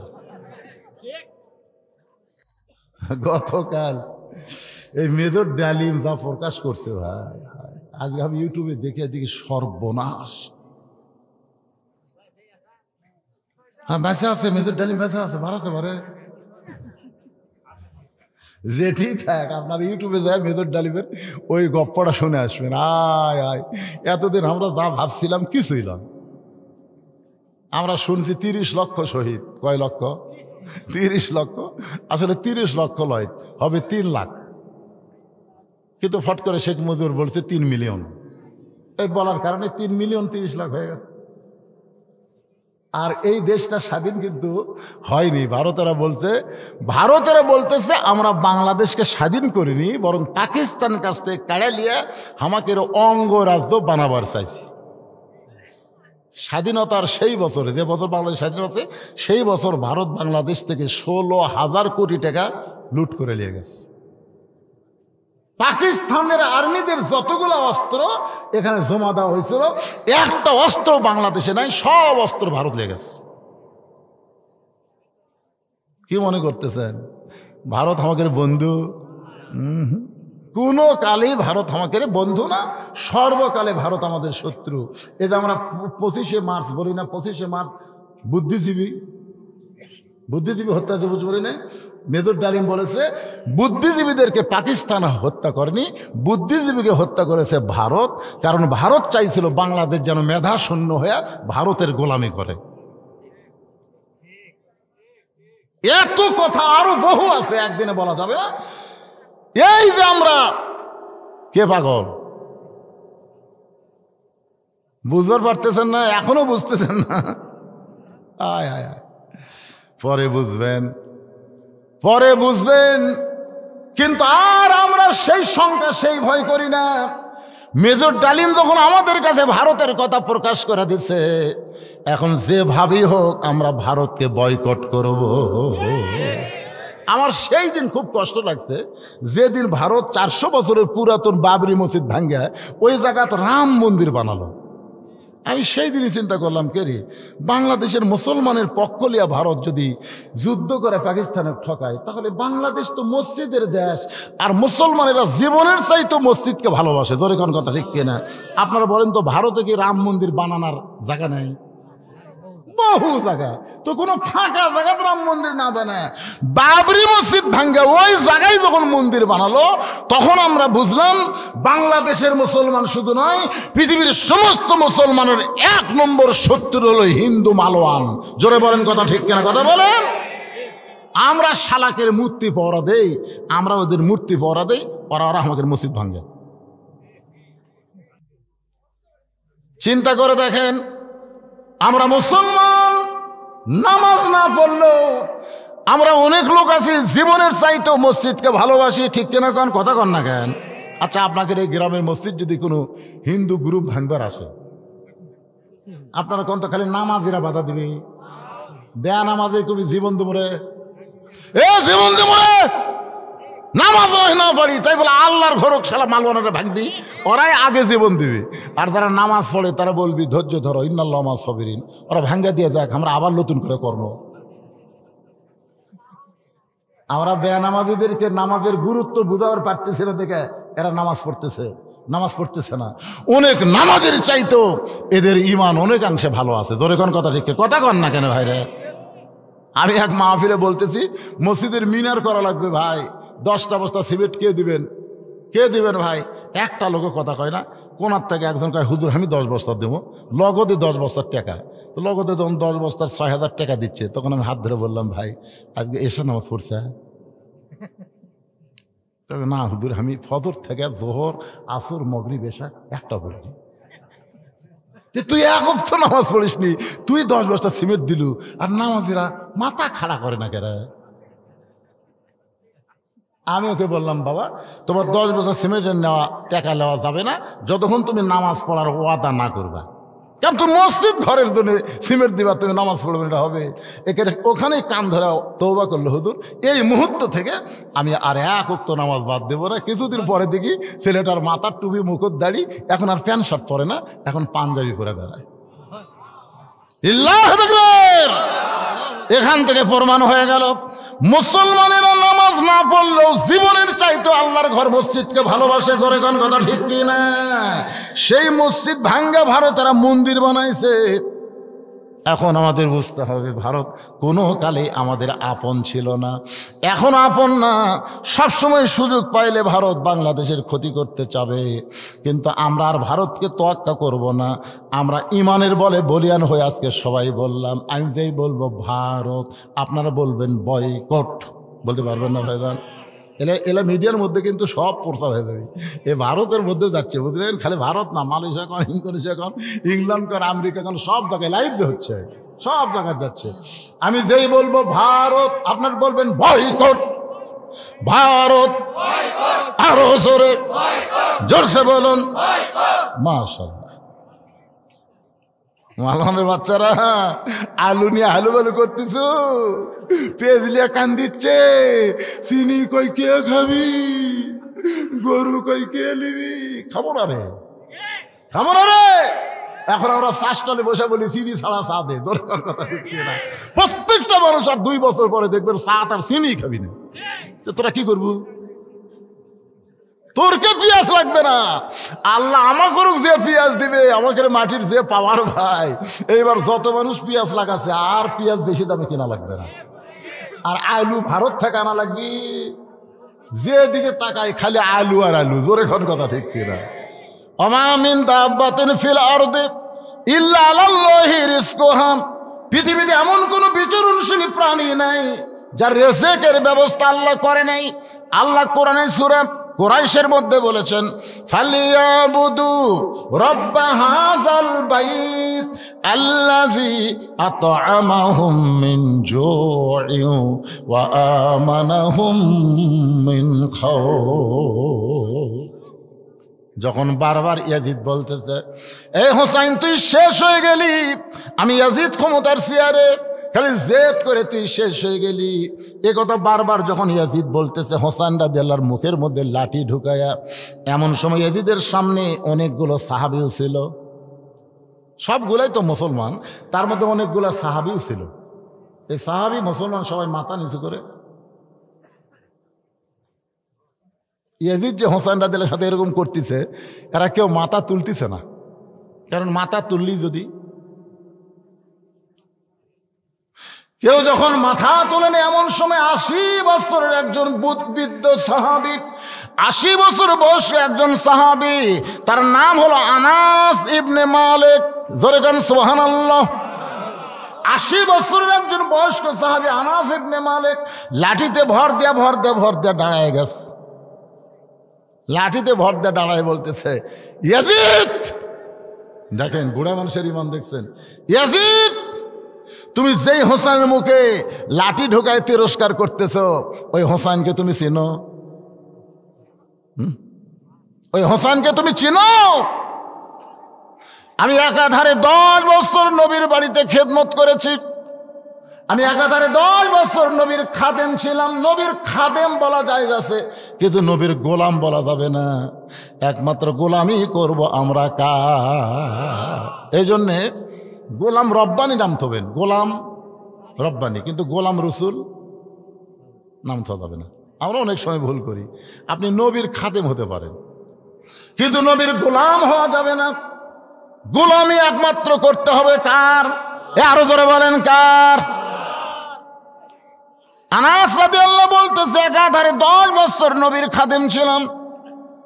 আমি একদিন দেখি ঘরের মধ্যে আল্লাহর নবী নামাজের সেজদায়, আমি দরজার পাশে দাঁড়িয়ে আছি। এমন সময় যে তুমি যার মুখে লাঠি ঢুকাইছো, ওই হোসেন কুত থেকে দৌড়ে এসে নানার পিঠে লাফ দিয়ে চড়ে বলতে, চল ঘোড়া চল, চল ঘোড়া চল, চল ঘোড়া চল। আমার নবী আছে নামাজের সেজদায়, আর হোসেন পিঠে চড়ে বলতেছে, চল ঘোড়া চল, চল ঘোড়া চল, চল ঘোড়া চল। আমার বিরক্ত ধরে গেল, আল্লাহ নবী সেজদায় আছে, এমন সময় হোসেন চল ঘোড়া পড়তেছে। এটা শুনি আস্তে করে জায়গা পরিবর্তন করে হোসেনকে যখন নবীর পিঠ থেকে নামাবার চাই, এমন সময় নবী আমার নামাজ পড়া অবস্থায় হাত দেয় এভাবে নিষেধ করলেন। আমি হোসেনকে যখন পিঠ থেকে নামাতে পারলাম না, কিছুক্ষণ পরে হোসেন নিজেই বলতেছে, যেই ঘোড়া চলে না সেই ঘোড়ার পিঠে বসে লাভটা কি? এই বলে হোসেন যখন ঘর থেকে বের হয়ে গেল, নবী নামাজ শেষ করার পর যখন সালাম ফিরালেন, আমি নবীর সামনে গিয়ে বললাম, ইয়া রাসূলুল্লাহ, আপনার পিঠে চড়ে চল ঘোড়া করতেছে, আমি পিঠ থেকে নামাবার চাইলাম, কিন্তু আপনি নিষেধ করার কারণ কি? রাসূল বলে, আনাস, তুমি হোসেনকে পিঠ থেকে নামানোর আগে আমি নবী হোসেনকে পিঠ থেকে নামাবার চাইছিলাম, কিন্তু নামাজের মালিক আল্লাহ ডাক দেয় বলে, হাবিব, আপনি যেমন হোসেনকে ভালোবাসেন, আমি তার চাইতে 100 গুণ বেশি ভালোবাসি। আপনি নবী হোসেনকে যেমন ভালোবাসেন, আমি আল্লাহ তার চাইতে 100 গুণ হোসেনকে বেশি ভালোবাসি। যতক্ষণ আপনার পিঠে বসে ঘোড়া খেলবে, আপনি নামাজ থেকে সেজদা তুলতে পারবেন না। আনাস কান্দের বলিয়া, দিদি রে, যেই হোসেনকে আল্লাহ নবীর চাইতে 100 গুণ বেশি ভালোবাসে, সেই হোসেনের মুখের মধ্যে লাঠি ঢুকাইছিস। ইয়াজিদ, এই হোসেনকে তুমি চিনো? ক্ষমতার চেয়ার পায়ে অহংকার করতেছ। আমি আনাস, হাজার হাজার সাহাবী নবীর সামনে, নবী যখন আমাদেরকে সুন্দর করে আলোচনা শোনায়, এমন সময় কোত্থেকে ওই হোসেন দৌড়ে এসে মসজিদের মধ্যে পা দিয়ে বলতেছে, না, তোমার ছাত্রদেরকে ছুটি দাও। আমরা সবাই যখন নবীর ওয়াজ শুনে পাগল হয়ে গেছি, তখন হোসেন মসজিদের মধ্যে ঢুকে বলতেছে, না, তোমার ছাত্রদেরকে ছুটি দাও, সারাদিন খালি ছাত্রদেরকে ওয়াজ শোনাবা, তাহলে নাতির খেলা কখন হবে? সুবহানাল্লাহ। আবু বকর হুযায়ফাকে ডাক দিল, হুযায়ফা রে, ছোট্ট মানুষ বোঝে না, ছোট্ট মানুষের চাইতে আমাদের নবীও কিন্তু কম না। সুবহানাল্লাহ না কেন? ওই ছোট্ট মানুষ যখন নবী পর্যন্ত আসবে, নবী কিন্তু ওয়াজ বন্ধ করে নিয়ে হোসেনকে বুকের মধ্যে নিয়ে সব ভুলে যাবে। যারে হুযায়ফা যা হুসাইনকে আটকা। হুযায়ফাতুল ইয়ামিন এক দৌড়ে গিয়ে হুসাইনকে বুকের মধ্যে নিয়ে বলে, বাবু তুমি ছোট্ট মানুষ, তুমি জানো না তোমার নানা যে ওয়াজ করতেছে প্রত্যেকটা সাহাবী কলিজার খাতায় ওয়াজগুলো নোট করতেছে, এখন তুমি তোমার নানার কাছে যাইতে পারবা না। সঙ্গে সঙ্গে হোসেন এভাবে শাহাদত আঙ্গুলি দিয়ে বলে, রে নানার সাহাবীরা, আমার নানাকে চিনো বলে নানার কাছে আমাকে যাবার দিচ্ছ না, কিন্তু আমি হোসেনকে চিনতে পারলাম না। আজকে তোমরা শুনে নাও, ওই বক্তা নানার চাইতে আমি হোসেন কোনো অংশে ছোট না। যেই বলছে ওই বক্তা নানার চাইতে আমি হোসেন কোনো অংশে ছোট না, সঙ্গে সঙ্গে হযরত আলী এক দৌড়ে গিয়ে হুযায়ফার কোল থেকে কাইরা নিয়ে মুখে একটা ঠাসি দিয়ে বলতেছে, ওরা ফানা লাকা যিকরাক, ওরা ফানা লাকা যিকরাক। রে ছোট্ট হোসেন, তুই কি জানিস আল্লাহর পরে এই দুনিয়াতে সর্বশ্রেষ্ঠ মহামানব হলো আমাদের নবী মুহাম্মাদুর রাসূলুল্লাহ, আর তুই একটা ছোট্ট মানুষে তার সঙ্গে তুলনা করিস? এই মুখ দিয়ে এমন বেয়াদবি কথা কেমনে বললি? এই কথা বলে হযরত আলী হোসেন তার মুখের উপরে এত জোরে ঠাসি মারছে, কারণ হযরত আলী তার নিজের জীবনের চাইতেও আল্লাহর নবীকে বেশি ভালোবাসে। এক সময় যখন মুখ থেকে হাতটা টান দিয়েছে, এমন সময় হোসেন বলতেছে, রে নানার সাহাবীরা, একজন সাহাবীর কোল থেকে বলেছি নানার চাইতে কোন অংশে ছোট না, এখন বাবার কোলে বসে বলতেছি ওই নানার চাইতে আমি অনেক বড়। যেই কইছে নানার চাইতে অনেক বড়, হযরত ওমর বলতেছে, আলী এত বড় বেয়াদবি সহ্য করা যায় না, তোমার সন্তান বলে আমি কিছুই করতে পারতেছি না, কিন্তু আমার কলিজার মধ্যে কিন্তু আগুন ধরে গেছে, তুমি তোমার হোসেনকে সামাল দাও। হযরত আলী হোসেনকে কোলে করে নিয়ে যখন যাবার চায়, সঙ্গে সঙ্গে নবী আমার দাঁড়িয়ে বলতেছে, আলী রে, আমার কলিজাকে আমার কাছ থেকে আলাদা করিস না। নবী যেই মাত্র এতিমের মতন দাঁড়িয়ে কাঁদতেছে আর বলতেছে, আলী রে, আমার কলিজাকে আমার কাছ থেকে আলাদা করিস না, সঙ্গে সঙ্গে হযরত আলী যখন হোসেনকে ছায়া দেয়, হোসেন এক দৌড়ে এসে নানার বুকের মধ্যে মুখ লাগায় কান্দে আর বলে, নানা আমি আমার জীবনের চাইতেও আপনাকে বেশি ভালোবাসি নানা, সামান্য সময় না পাইলে আমার বড় কষ্ট হয় নানা গো। মায়ের কাছে খাবার চাইলে মা যখন খাবার দিবার পারে না, তখন দৌড়ে এসে আপনার চেহারা দেখলে আমার ক্ষুধা তৃষ্ণা দূর হয়ে যায়। ও নানা, আমি আপনার কাছে আসবার চাই, কিন্তু আপনার সাহাবী আমাকে আটকায় দিছে। আমি রাগ করে বলেছি নানার চাইতে কোনো অংশ ছোট না, কিন্তু আপনার সাহাবী আমার বাবা এত জোরে আমার মুখে ঠাসি মারছে নানা, দেখেন নিচের দাঁত দাও ভরে লব কাইটা রক্ত বের হয়ে গেছে। আমি রাগ করে বলেছি নানার চাইতে আমি অনেক বড়। রাসূল হোসেনের কপালে চুম্বন দিয়া বলে, ভাই রে, এই কথা তুই ঘরের মধ্যে একা একা যদি আমারে বলতি আমি কিছুই মনে করতাম না, কারণ তুই হলি আমার নাতি আর আমি হলাম তোর নানা। কিন্তু যাদের সামনে বলেছিস তাদের সকলের নবী আমি, নবী কেমন করে কথা বললে ওরা কেমনে সহ্য করবে? তুই কেমনে বলতে পারিস আমার চাইতে অনেক বড়? হোসাইন নানার চোখের পানি মুছে দিয়ে বলে, নানা বুঝবার পারছি আপনার চাইতে বড় বলার কারণে আপনার মনে কষ্ট পাইছেন। ও নানা শুনে নেন, আপনার হোসাইন ছোট্ট হতে পারে, তবে হিসাব ছাড়া কথা কোনোদিন বলে না। ওমর ফারুক বলে, রে হোসেন, তুমি ছোট্ট মানুষ, তুমি আবার হিসাবের জানো কি?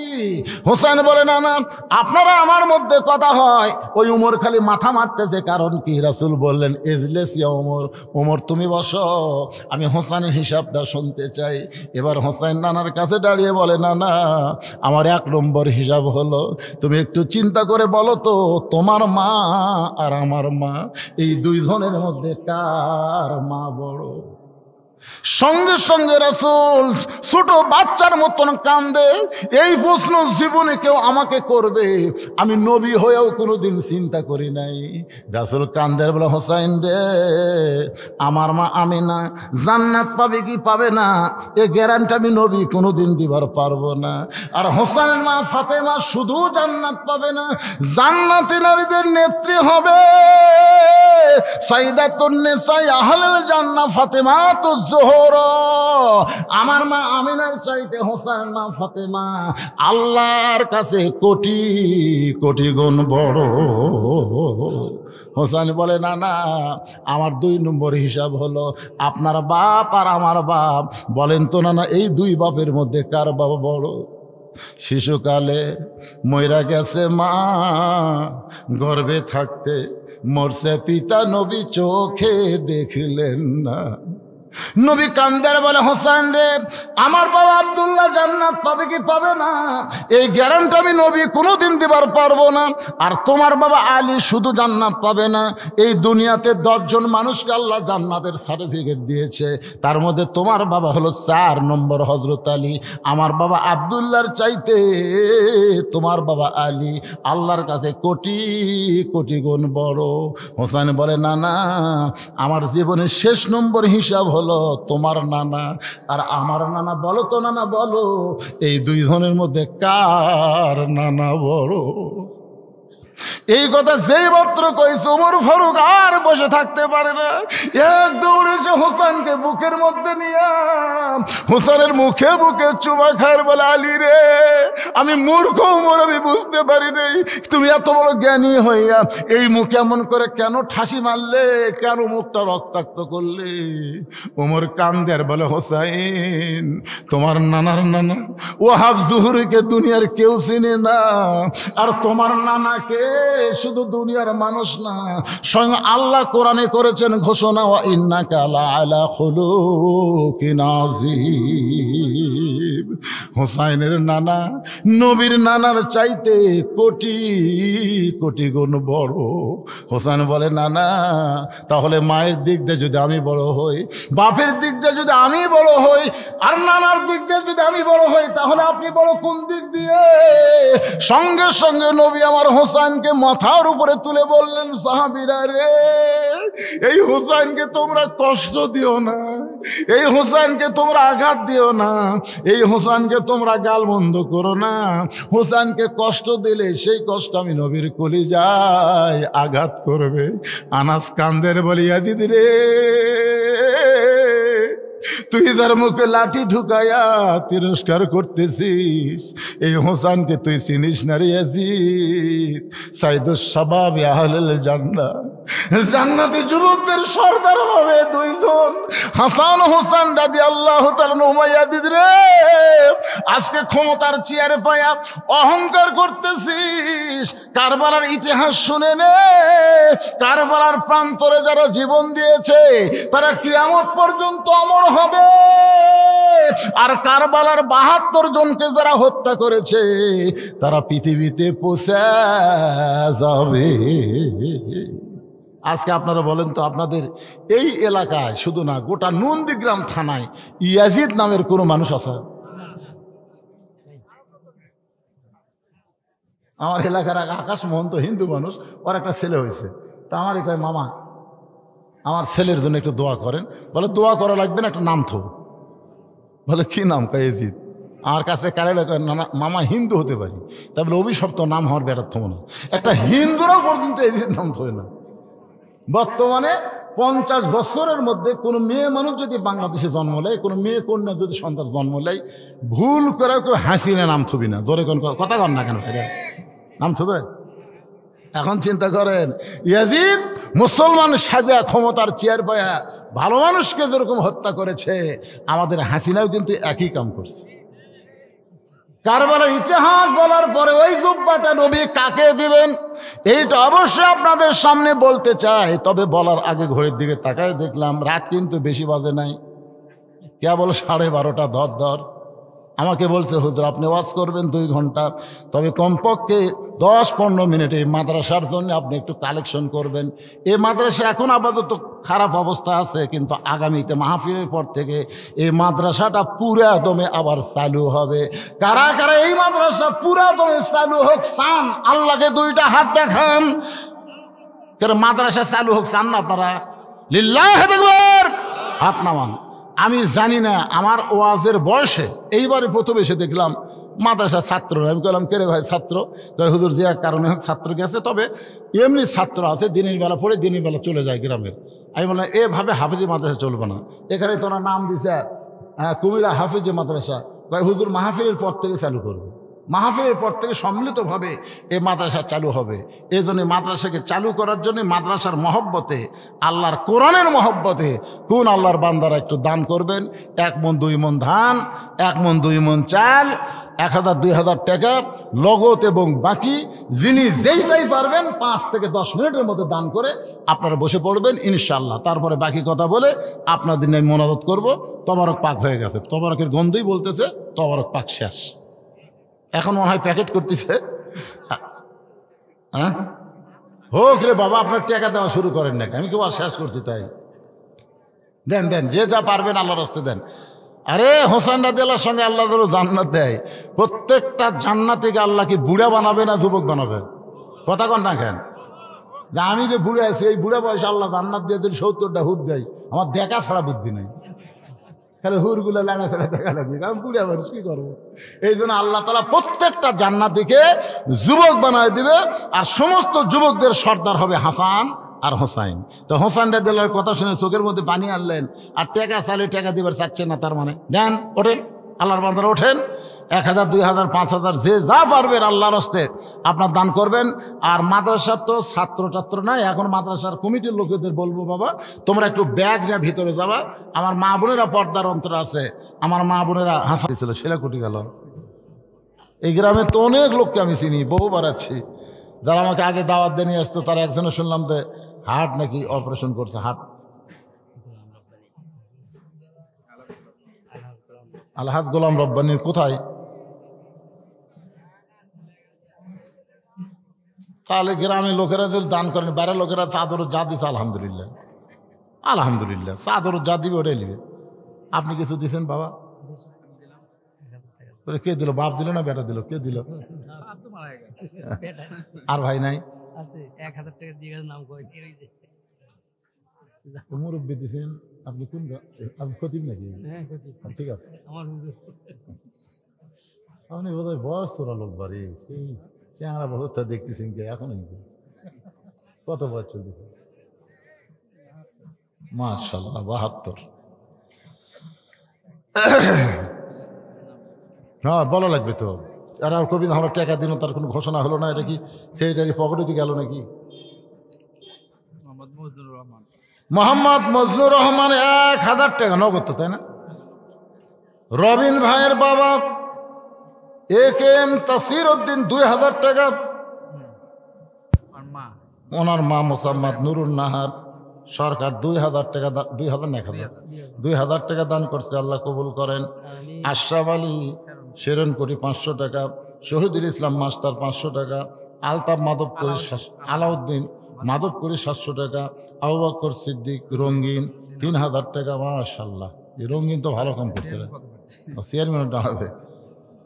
আবুল বাসার বাচ্চু 1000 টাকা দান করছে।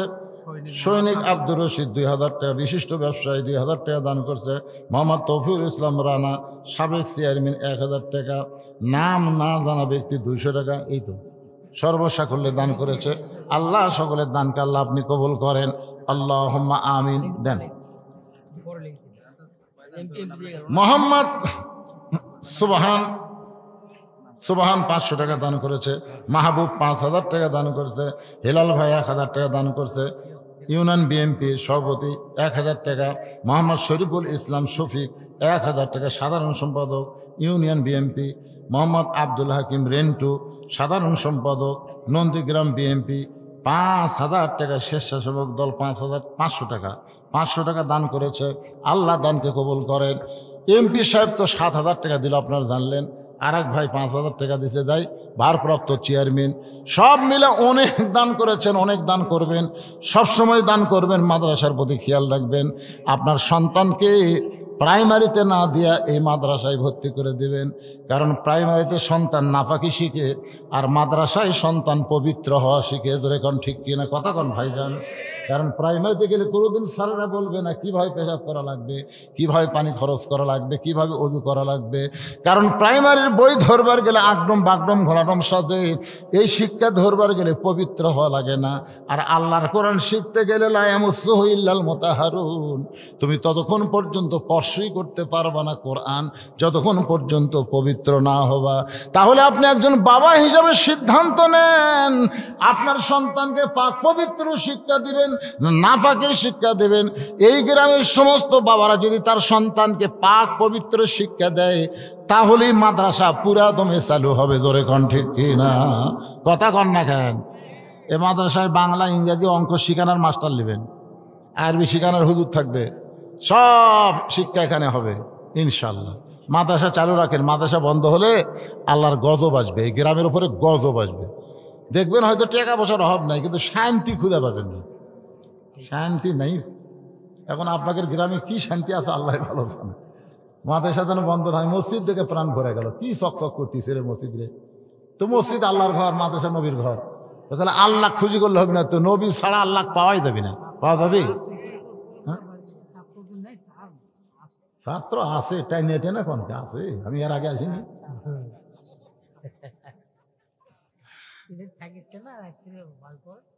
থাকা লাগবে না, বাড়ির থেকে এসে পড়ুক, বাড়ির থেকেই পড়ুক, নুরানি শিক্ষা দেখ। নুরানি নুরানি মাদ্রাসার নুরানি বোঝেন না? নুরানি শিক্ষায় যেন মাদ্রাসা চালু হয়, হাফিজে মাদ্রাসা হিসেবে যেন আল্লাহ কবুল করে সকলগুলো, আল্লাহুম্মা আমিন। ভাইজান কে দিয়ে বলেছিলেন আনা মাদিনাতুল ইলমে ও আলী ও বাবাহা, আমি হচ্ছে এলেমের শহর, আলী হচ্ছে তার দরওয়াজা। জোরে কর সুবহানাল্লাহ।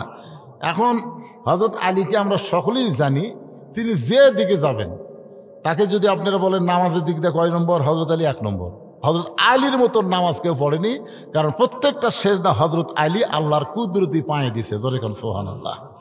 এমনকি তার পিঠের মধ্যে তীর ঢুকছিল নামাজরত অবস্থায়, তীরের সাথে গোস্ত পর্যন্ত ছেঁড়াইছে। জোরে কন ঠিক কিনা? তাহলে নামাজের দিক দিয়ে হযরত আলী কয় নম্বর? কথা কয় না। আবার জেহাদের ময়দানে খালি 1 নম্বর। কামুজ দুর্গের দরজা হেঁচকা টান মারছে, দরজা হাতে ঢাল হয়ে গেছে। যে দরজা খুলতে 70 জন, লাগাতে 70 জন লাগে, 80 মনের উপর ওজন, সেই দরজা ঢাল বানায় যুদ্ধ করে আসাদুল্লাহিল গালিব ডিগ্রি পাচ্ছে। ধরে এখন সুবহানাল্লাহ। আচ্ছা, বউ কেমন পাচ্ছে? বউ আল্লাহ রাসূল বলেছেন, আমার মেয়ে ফাতেমাকে দেখলে জান্নাতের হুরেরা পর্যন্ত শরম পাবে। পৃথিবীতে 4 জন সবচাইতে সুন্দর, একটা হলো মা হওয়া। মা হওয়া খুবই সুন্দর করে আল্লাহ তাকে বানাইছিলেন। আর একটা হলো মা হাজেরা, ইব্রাহিম আলাইহিস সালামের বিবি হাজেরা, সারা না, হাজেরা, হাজেরা খুব সুন্দর।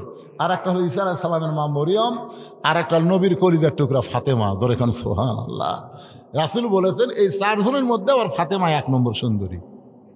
খালি যে সুন্দরী বউ তা তো না, সাইদাতুন নিসাই আহলেল জান্নাহ, জান্নাতি নারীদের আবার নেত্রী হবে।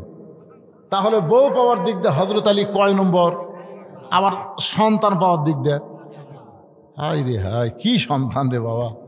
আল্লাহ রাসূল বলেছেন হাসান হোসাইন আমারও সর্দার হবে। জোরে খান সুবহানাল্লাহ। সাইদের স্বভাবে আহলেল জান্নাহ হাসান হোসেন রাদিয়াল্লাহু তাআলা আনহুমা। আবার রাসূল বললেন আলী কাররামাল্লাহ ওয়াজহু, আলীর চেহারাকে আল্লাহ সবার চাইতে সম্মানিত করে দিয়েছে। জোরে খান সুবহানাল্লাহ। আবার বলেছেন আনা মাদিনাতুল ইলম, আমি হচ্ছে এলেমের শহর। আর এই যে জুব্বা গাওয়াত দিয়ে বলে, আজ থেকে এই শহরের দরজার নাম হলো হযরত আলী। ধরে খান সুবহানাল্লাহ। আস্তাগফিরুল্লাহ রাব্বি মিন কুল্লি জামবি ওয়া তুবু ইলাই, আস্তাগফিরুল্লাহ রাব্বি মিন কুল্লি জি। মুজাফফর 200 টাকা দান করছে, আল্লাহ দানকে কবুল করেন। সকলে পড়েন আল্লাহুম্মা সাল্লি আলা সাইয়্যিদিনা শাফিনা নাবিয়িনা মাওলানা মুহাম্মদ ওয়া আলা আলিহি ওয়া সাহবিহি ওয়া বারাকা সাল্লিম। সকলে একটু মহব্বতে পড়েন আল্লাহুম্মা সাল্লি আলা সাইয়্যিদিনা মাওলানা মুহাম্মদ ওয়া আলা আলি সাইয়্যিদিনা শাফিআনা মুহাম্মদ। আল্লাহুম্মা আমিন। আল্লাহুম্মা আনতাস সালাম ওয়া মিনকাস সালাম, তাবারাকতা ইয়া যাল জালালি ওয়াল ইকরাম।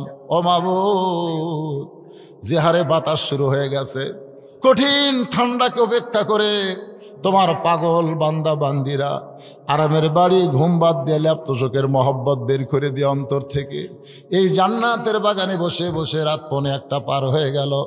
এই দীর্ঘ সময় পর্যন্ত যারা আলোচনা শুনেছে, মেহেরবানি করে আজকের মাহফিল আমাদের সকলের হেদায়েতের জন্য, নাজাতের জন্য, জান্নাতের জন্য কবুল করো।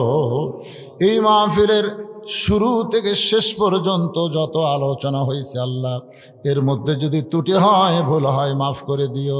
এর জাহাদিয়া মঞ্জুর করো সোনার মদিনায় নবী পাকের রওজা মোবারকে আল্লাহ কবুল করো। তামাম আম্বিয়ায়ে কেরাম, আসহাবে কেরাম, তাবিনে কেরাম, তাবা তাবিনে কেরাম, তামাম পৃথিবীর মাটির নিচে যত মুমিন মুমিনা আছে সকলের আরো পরে হাদিয়া কবুল করো। আল্লাহ, আমরা যারা হাত তুলেছি, আমাদের জনম দুঃখনে মা যাদের কবরের ঘরে চলে গেছে, আল্লাহ মেহেরবানি করে মায়ের কবর জান্নাতের টুকরা বানায় দেন। বাবার বাড়ি ঘর সবই আছে, আমরা যারা বাবা হারা এতিম হয়ে গেছি, আল্লাহ মেহেরবানি করে বাবার কবর জান্নাতের টুকরা কবুল করো। আয় আল্লাহ, আমাদের দাদা দাদি, নানা নানি, আত্মীয় স্বজন, শ্বশুর শাশুড়ি যাদের কবরে গেছে, কবরবাসীদের মাফ করে দাও। এই কুমিরা মাদ্রাসাকে আল্লাহ কিয়ামত পর্যন্ত কবুল করো। এই মাদ্রাসার জায়গা দেনিওয়ালা আজকে কবরে চলে গেছে, আমরা তার জন্য দোয়া করি, আল্লাহ তার কবরকে জান্নাতের টুকরা বানায় দাও। এই মাদ্রাসার কমিটির সভাপতি, সেক্রেটারি, কেশিয়ার সদস্য যারা কষ্ট করে মেহনত করে এত সুন্দর আয়োজন করেছে, আল্লাহ তাদের সকলকে জান্নাতি কবুল করো। মাদ্রাসার ওস্তাদ, মাদ্রাসার তালবে ইলম, আল্লাহ মাদ্রাসার হিতাকাঙ্ক্ষী মাদ্রাসায় যারা সহযোগিতা করলো আজকে নগদে বাকিতে, আল্লাহ সকলকেই তুমি জান্নাতি কবুল করো। আজকের মাহফিলের সম্মানিত সভাপতিকে আল্লাহ তুমি কবুল করো, সহসভাপতি কবুল করো, প্রধান অতিথি, বিশেষ অতিথিদের আল্লাহ তুমি কবুল করো, আলেমদের কবুল করো, হাজী সাহেবদের কবুল করো, মুরব্বীদের কবুল করো, যুবকদের কবুল করো, কচি কাঁচা আল্লাহ বাচ্চাদেরকে কবুল করো, পর্দার অন্তরালের মা বোনের আবেদা সালিহা পদ্মানসী কবুল করে। আমার মিডিয়া ভাইরা আল্লাহ বড় কষ্ট করে, এদের খাওয়া দাওয়া ঠিক মতো হয় না, কোথা থেকে কোথা যায়, আল্লাহ তোমার কোরআনকে মহব্বত করে, আল্লাহ এদের প্রচারের মাধ্যমে আজকে গোটা দুনিয়াব্যাপী ইসলাম প্রচার হচ্ছে। আল্লাহ এই মিডিয়া ভাইদেরকে ইসলামের জন্য, হেদায়েতের জন্য আল্লাহ তুমি কবুল করে নিও, এদের মধ্যে বরকত দিয়ে দিও, এদের সমস্ত বিপদ আপদ মুসিবত রাস্তাঘাটে আল্লাহ সব থেকে হেফাজত করে দিও। আয় আল্লাহ তাআলা, আমি গুনাহগার বলে দোয়া ফিরাই দিও না। এতগুলো মানুষের মধ্যে যার 2 কানাত পছন্দ হয়, সেই 2 হাতের ওসিলায় আজকের মাহফিলকে কবুল করে মৃত্যুর সময় আমাদের জবানে তুমি জারি করে দিও লা ইলাহা ইল্লাল্লাহু মুহাম্মাদুর রাসূলুল্লাহ সাল্লাল্লাহু আলাইহি সাল্লাম। আসসালামু আলাইকুম ওয়া রাহমাতুল্লাহ। আপনাদের জন্য তাবারকের ব্যবস্থা আছে, সবাই লাইন হয়ে বসেন, ইনশাআল্লাহ সবাইকে তাবারক দিবে। যারা দাঁড়িয়ে আছেন এই সুযোগে আপনারা দাঁড়িয়ে না থেকে সবাই বসার চেষ্টা করেন।